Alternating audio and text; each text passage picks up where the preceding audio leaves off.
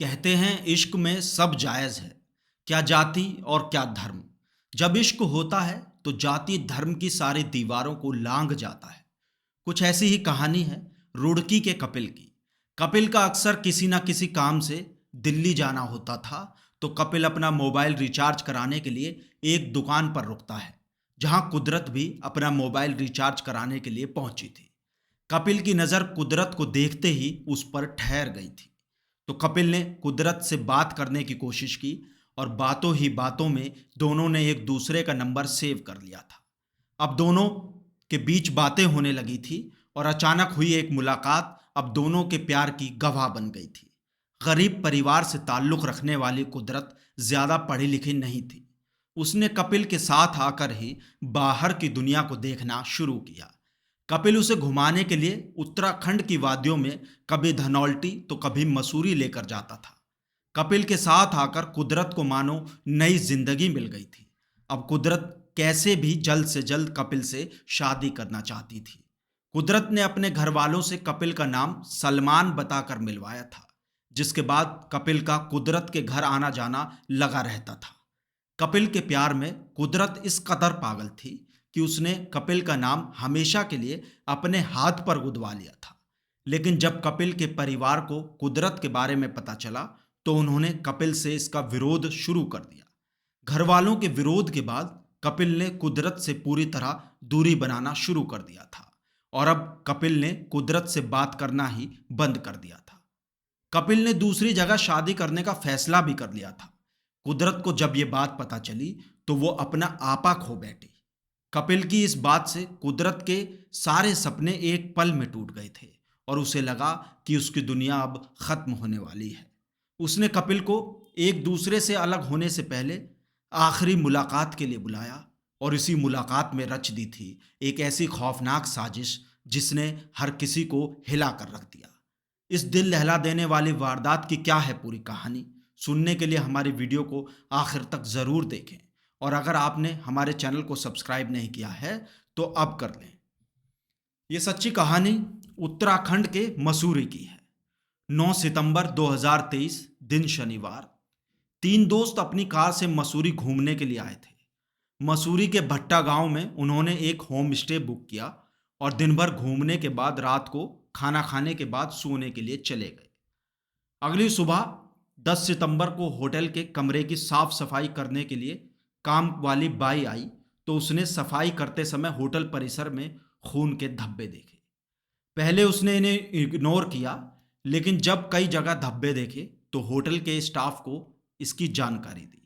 Hotel staff ने बाहर सड़क पर देखा तो कमरे में ठहरे हुए गेस्ट की कार भी गायब थी।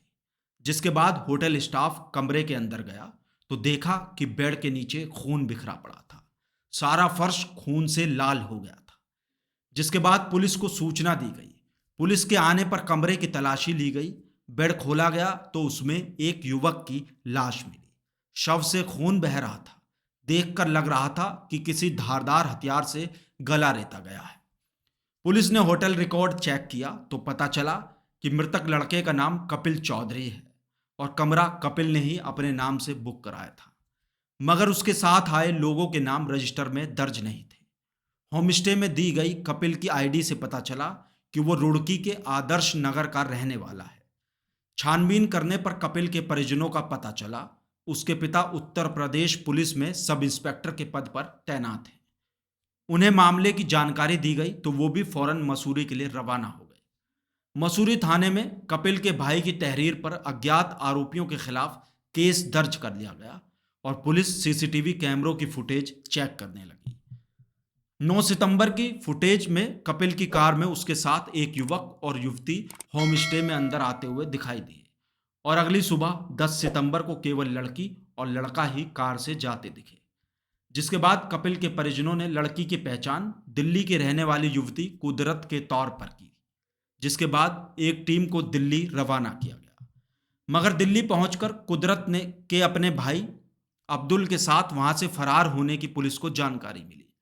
इसके बाद पुलिस की टीम ने आपसी तालमेल बनाते हुए मुखबिर की सूचना पर कुदरत और उसके भाई अब्दुल्ला को हरिद्वार से गिरफ्तार कर लिया, और दोनों को हिरासत में लेकर पूछताछ की गई। तो इन दोनों ने अपना गुनाह कबूल कर लिया। कुदरत ने बताया कि अब्दुल्ला उसका सगा भाई है और दोनों ने मिलकर कपिल की हत्या की वारदात को अंजाम दिया है। पुलिस को मर्डर की कहानी सुनाते हुए कुदरत ने बताया कि वो दिल्ली के शाहीन बाग में लेडीज टेलर शॉप में काम करती है।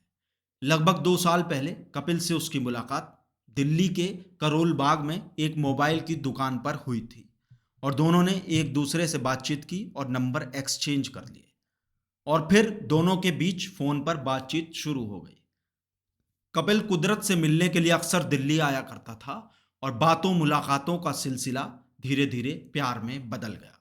वो कपिल को अपना पति मान चुकी थी, उसके नाम का परमानेंट टैटू अपने हाथ पर गुदवा लिया था और दोनों ने शादी करने का सोचा तो कुदरत ने अपने परिवार वालों से कपिल का परिचय एक मुसलमान के तौर पर कराया था।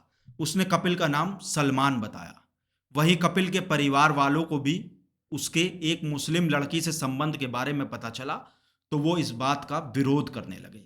उनका कहना था कि कुदरत अलग धर्म से है। कपिल को घर वालों ने इस शादी से इसलिए इनकार कर दिया था। कुछ हफ्ते पहले कपिल ने कुदरत से कहा कि वो उससे शादी नहीं कर सकता क्योंकि वो अलग धर्म से ताल्लुक रखती है। इस पर कुदरत ने कपिल को बहुत मनाने की कोशिश की।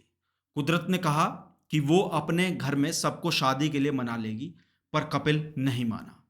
उसके इनकार करने की बात उसने अपने भाई अब्दुल्ला को बताई। कई बार समझाने के बाद भी कपिल नहीं माना तो दोनों ने मिलकर उसकी हत्या करने की साजिश रच डाली। इस बीच पता चला कि कपिल की शादी की तैयारी भी चल रही है। परिवार वाले उसके लिए लड़की देख रहे हैं तो ये बात भी कुदरत से बर्दाश्त नहीं हुई। बार बार धोखा होने की बात उसे चुभ रही थी, जो बिल्कुल भी सहन नहीं हो पा रही थी। इसे कुदरत बर्दाश्त नहीं कर पाई और मन में ठान लिया कि अगर कपिल मेरा नहीं हुआ तो किसी और का भी नहीं होगा। कुदरत ने पूछताछ में आगे बताया कि वो हर हाल में कपिल से शादी करना चाहती थी। उसने कपिल को जुदा होने से पहले हरिद्वार घुमाने के लिए कहा, जिसके लिए वो राजी हो गया। भाई अब्दुल्ला भी साथ में था। तीनों कपिल की गाड़ी में हरिद्वार के लिए निकले।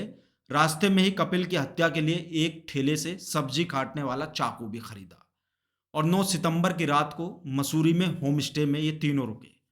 यहाँ कुदरत ने कपिल से फिर से शादी की बात की, लेकिन उसने फिर से इनकार कर दिया। इसके बाद जब रात को कपिल गहरी नींद में सो गया तो भाई अब्दुल्ला के साथ मिलकर छुरे से उसका गला रेत दिया। हत्या के बाद शव को बेड में छिपाकर कपिल की कार लेकर ये दोनों फरार हो गए।